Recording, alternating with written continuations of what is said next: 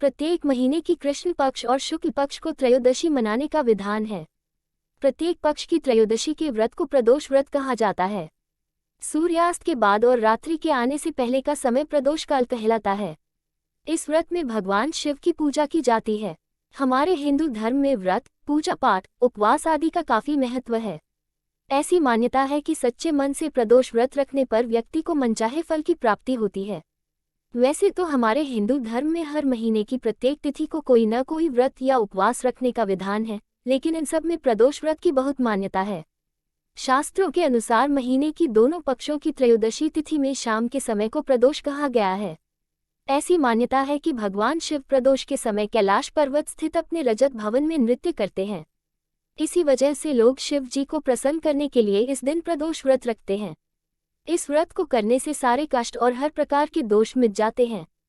कलयुग में प्रदोष व्रत को करना बहुत मंगलकारी होता है और शिव कृपा प्रदान करता है। सप्ताह के 7 दिन किए जाने वाले प्रदोष व्रत का विशेष महत्व है। प्रदोष को कई जगहों पर अलग अलग नामों द्वारा जाना जाता है। दक्षिण भारत में लोग प्रदोष को प्रदोषम के नाम से जानते हैं। अलग अलग तरह के प्रदोष व्रत और उनसे मिलने वाले लाभ। प्रदोष व्रत का अलग अलग दिन के अनुसार अलग अलग महत्व है। ऐसा कहा जाता है कि जिस दिन यह व्रत आता है उसके अनुसार इसका नाम और इसके महत्व बदल जाते हैं। अलग अलग वार के अनुसार प्रदोष व्रत के अलग अलग लाभों की प्राप्ति इस प्रकार है। रविवार के दिन प्रदोष व्रत रखने से आयु में वृद्धि होती है तथा अच्छा स्वास्थ्य लाभ प्राप्त होता है।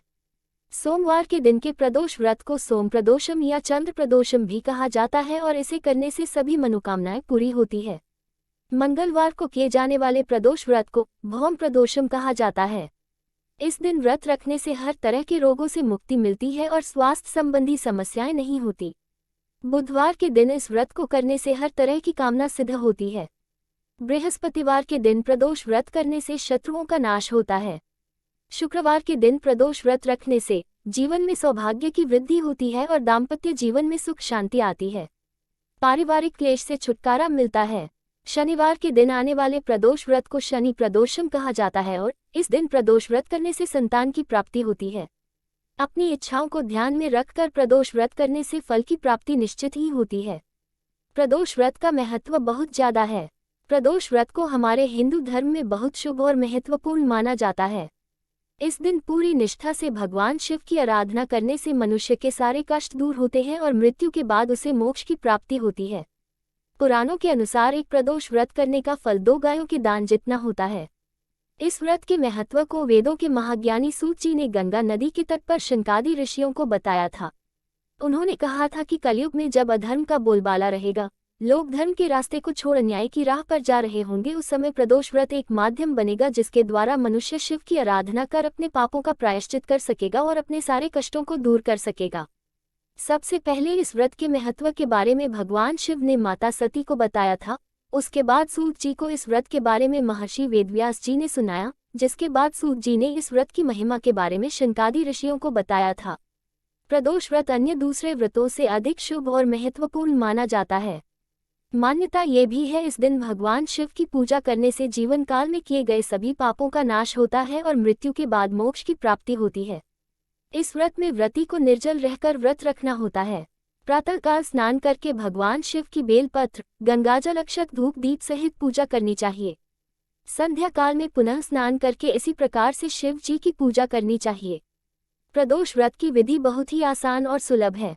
आप लोगों को इस व्रत की विधि बता रही हूँ, फिर कथा सुनाऊंगी, ध्यान पूर्वक और अंत तक सुनिए।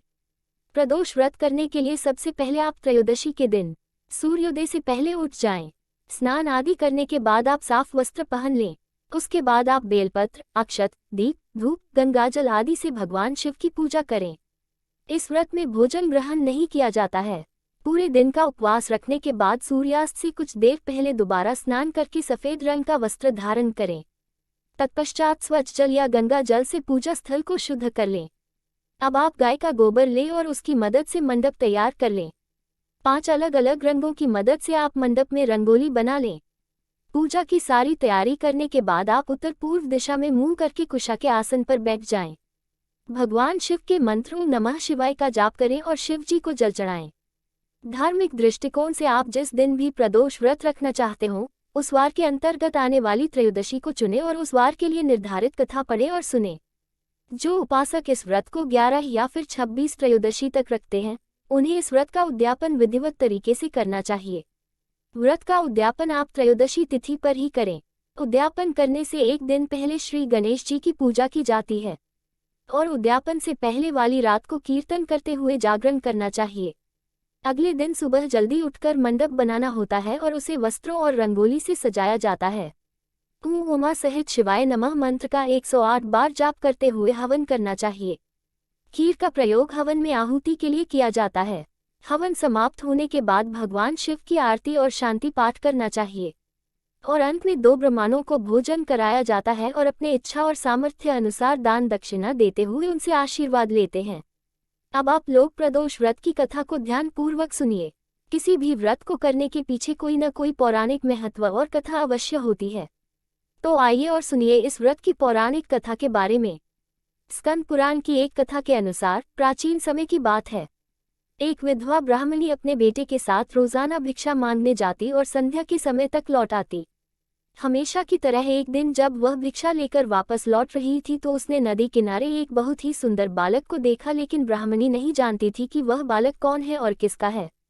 दरअसल उस बालक का नाम धर्मगुप्त था और वह विदर्भ देश का राजकुमार था।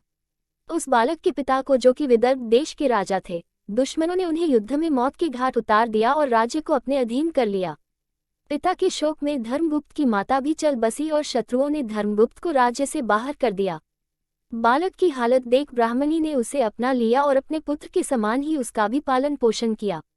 कुछ दिनों बाद ब्राह्मणी अपने दोनों बालकों को लेकर देवयोग से देव मंदिर गई, जहां उसकी भेंट ऋषि शांडिल्य से हुई।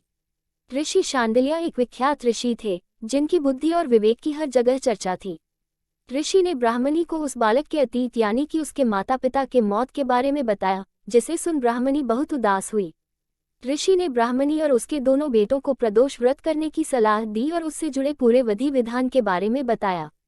ऋषि के बताए गए नियमों के अनुसार ब्राह्मणी और बालकों ने व्रत संपन्न किया, लेकिन उन्हें यह नहीं पता था कि इस व्रत का फल क्या मिल सकता है। कुछ दिनों बाद दोनों बालक वन विहार कर रहे थे, तभी उन्हें वहां कुछ गंधर्व कन्याएं नजर आईं जो कि बेहद सुंदर थी। राजकुमार धर्मगुप्त अंशुमति नाम की एक गंधर्व कन्या की ओर आकर्षित हो गए। कुछ समय पश्चात राजकुमार और अंशुमति दोनों एक दूसरे को पसंद करने लगे और कन्या ने राजकुमार को विवाह हेतु अपने पिता गंधर्वराज से मिलने के लिए बुलाया।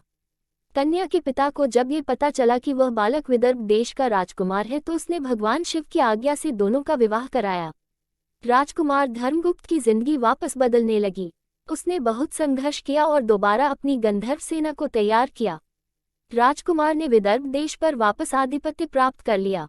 कुछ समय बाद उसे यह मालूम हुआ कि बीते समय में जो कुछ भी उसे हासिल हुआ है वह ब्राह्मणी और राजकुमार धर्मगुप्त के द्वारा किए गए प्रदोष व्रत का फल था। उसकी सच्ची आराधना से प्रसन्न होकर भगवान शिव ने उसे जीवन की हर परेशानी से लड़ने की शक्ति दी।